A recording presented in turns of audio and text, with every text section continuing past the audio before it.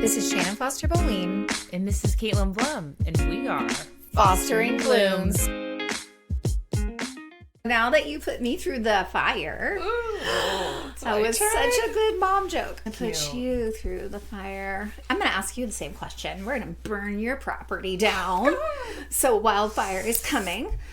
What is the one plant that you're going to grab? The Bathsheba? Baptisia? No, not the Baptista. The Bathsheba rose. Okay. The climbing rose in the front. She is so beautiful. She really is so beautiful. I'd get her. Yeah. She's like an apricot, creamy apricot climbing rose. And David Austin. Yeah.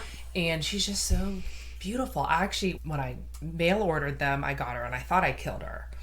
And I was like, no, let me just like put her to the side and let her, see what she does. And she came back. She's a strong girl. She's really, roses are really strong. They are really strong. And she's doing great. We also tried doing some propagation of her. I hope we can get some more of her. Yeah. But that's who I would dig up. Yeah. How is she with black spot? I didn't get any. Yeah. See, Queen of Sweden was really, really good until the very, very, very end of the fall. But I totally expected it at that point. So anyways, okay. I've been lucky. I haven't had any black spot. That's really funny that we both chose roses. We did not know that we were going to ask these. But anyways, okay. I didn't know.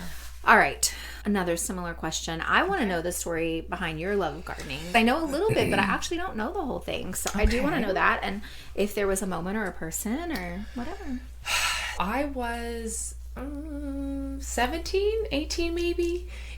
And our family had moved to a little property and I wanted to get into farming. I started my family into farming. I was like, we're going to get chickens, we're going to get goats, we're going to start a garden. And I've always loved animals and plants. I've always loved it. And my mom was a really big gardener. And so was my dad, really. But not in the sense of like they had a huge garden. But, getting plants to put in pots and things like that. Okay. And so we're like, let's start a garden. So me and my sister Chloe actually got a bunch of seeds and we're just reading the back of seed packets and sowing seeds and getting started. And I've just been gardening ever since.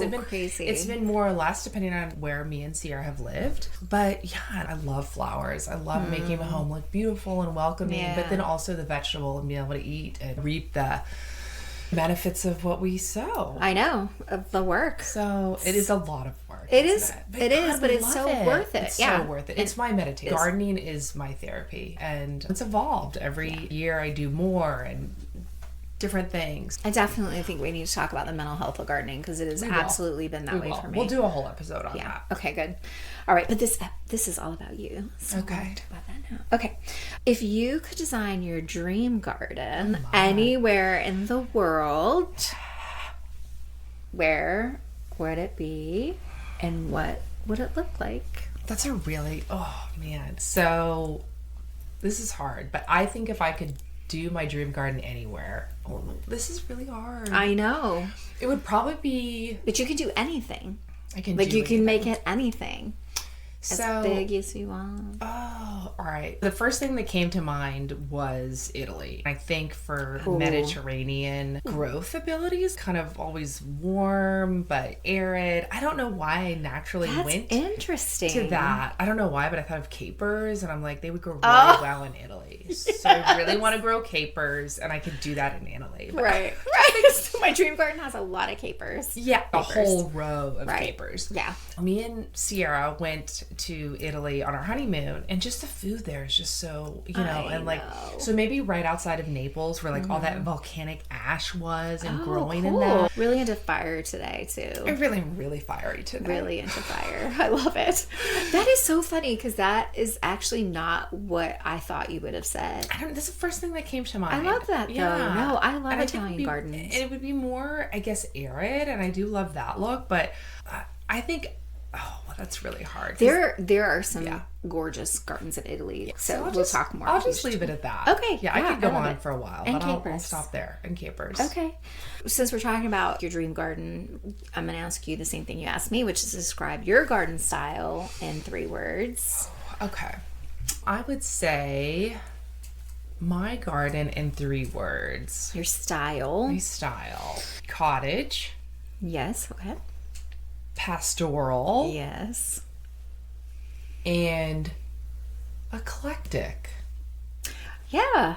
Yeah. Cottage, because I love cottage gardens. I love that full wild, because there's some parts of my that are kind of wild, but some that are more structured. And what was my second one? Pastoral. Yeah, so we live on a farm, of course. So, and some things are in transition. So currently what I have, and then what I want to do this year and beyond, is more of a pastoral style areas, front and on the side. I love pastels and flowing. And then eclectic. Sometimes I just have some weird eclectic things mixed in these areas that I just like. And they don't necessarily like... We're going to have an area in the back that is just kind of the catch-all. They're things that I like, but they don't necessarily go with other spaces in the property. But I think that can really work. Yeah. I mean, I always think there's a way to take things that are unexpected and put them in. I think it's still beautiful, so I love that. You mentioned that you live on a farm, but since this is getting to know you, you might want to tell what your farm is, who's on the farm. Yes, who's on the farm. So, of course, my wife, Sierra, and Baylor, our 2-year-old son. Oh my God, he's so cute. And we have 6 miniature donkeys, 7 milk goats. I don't milk them all the time. And then 20 some chickens, and we're on about 4 acres.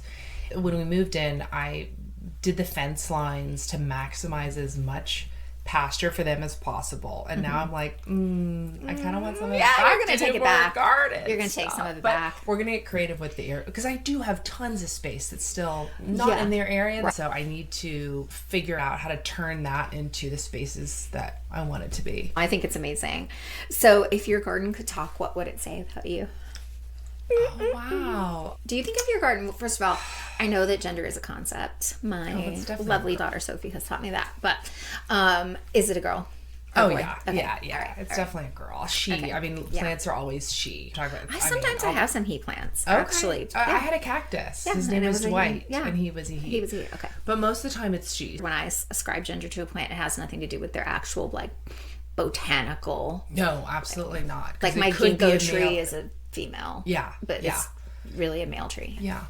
It would say that I am a nurturing individual, because I tend to it, but sometimes there's some aspects that I forget about. So maybe she'd say I'm a little scatterbrained sometimes, but that's maybe just the ADHD. Attentive and nurturing when I need to be. I think sometimes there's some plants that can just go and they don't need a lot of maintenance, and they don't they're just doing their thing. And when it's time for them to get some love, care, whatever, then I apply. Is that how I think that's great. Would describe me? I guess. I mean, maybe this week, maybe next week, it'll describe you differently. I don't know. That's so true. I'm glad you didn't ask me that question. I would have had a hard time answering it. Okay, why are you doing this podcast, and what do you hope people are going to take away from it?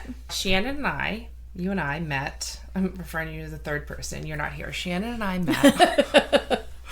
We met at a party we had at our house, and you walked in, and I said, "Hey, how you doing? I'm Caitlyn. You're Shannon." And the first thing you said to you, "Are those floret zinnias?" You said, "Oh my God, yes they are. How did you know?" And we're gonna be friends. Yep. We met and we just instantly connected, and our love for gardening just runs deep. Just does. And you know, I have not been doing as much gardening as I wanted. We have a 2-year-old toddler, so I haven't been able to do it as intensely as I wanted to. And you really invigorated me. Yes. Okay. To get back in the garden, and we just have such a love for plants, and I want to share that with other people. And we're still learning things. I feel like collectively we know quite a bit, which is awesome. We have different perspectives, different experiences, and I just want us to inspire people to get out and garden. And if it's something, you know, doing their first tomato plant, or doing a whole area on their property and what to do with that area. I just want to inspire people like we've inspired each other. I guess we want to share that love. Absolutely. With other people. I think it's like, I don't know. We have fun, and we're going to talk we have about so all much kinds of fun. like podcast topics. We could only have 1,000 of those. Yeah, so we will. we could talk for a while on plans. We'll have a lot to but talk we're here about. to have fun too. We are. We are not, like you said, we're not Yeah, horticulturalists. we're not. But that's okay. But most people aren't. And I will say this is that we have between us collectively thousands of hours of garden knowledge. So we're going to bring it for y'all. And I'm so excited. And I love that our families are in different places. Like my daughter's in grad school. You have a 2-year-old. We have these different parts of our life. And so we understand time requirements vary for everybody. You know, you might have a little bit of time. They might be retired and you can spend your whole day out in the garden. I want to be there. I know, I'm not there yet. One day. That's okay. All right. Well, Caitlyn, thank you so much for answering all these amazing questions. You're welcome. I don't feel like I focused enough on burning down your house, but that's okay. Next time. That's all right. Next time. Do that next time. Okay. All right. All right. We'll catch you in the next one. All right. Bye for now. Bye. Want to hang out with your garden besties, Shannon and Caitlyn, some more? Then remember to like and subscribe to Fostering Blooms. And you can also follow us on Instagram at Fostering Blooms. See you in the next episode.